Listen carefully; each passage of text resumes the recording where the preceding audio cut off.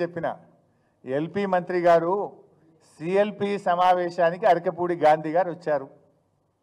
ఇకనైనా ఫిరాయింపులపై బుకాయింపులు మానండి అని నేను నిన్న ట్వీట్ చేసిన.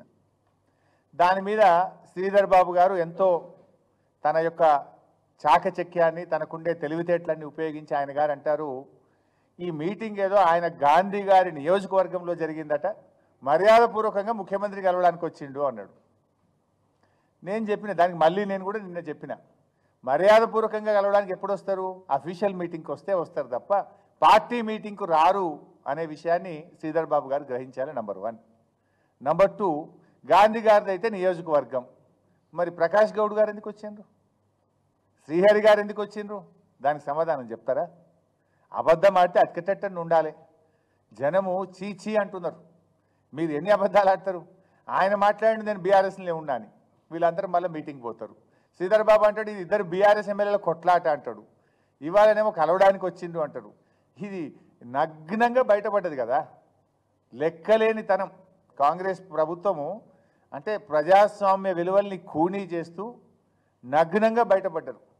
ఇంకా దాన్ని బుకాయించే ప్రయత్నం, ఇంకా దాన్ని ఏదో దాటవేసే ప్రయత్నం వాళ్ళు చేస్తున్నారు. బట్ పీపుల్ నోస్, ప్రజలు అర్థం చేసుకుంటున్నారు. చెప్పిన ఎల్పీ మంత్రి గారు సిఎల్పి సమావేశానికి అరకపూడి గాంధీ గారు వచ్చారు.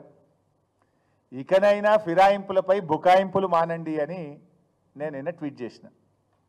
దాని మీద శ్రీధర్ బాబు గారు ఎంతో తన యొక్క చాకచక్యాన్ని తనకుండే తెలివితేటలన్నీ ఉపయోగించి ఆయన గారు అంటారు, ఈ మీటింగ్ ఏదో ఆయన గాంధీ గారి నియోజకవర్గంలో జరిగిందట, మర్యాదపూర్వకంగా ముఖ్యమంత్రి కలవడానికి వచ్చిండు అన్నాడు.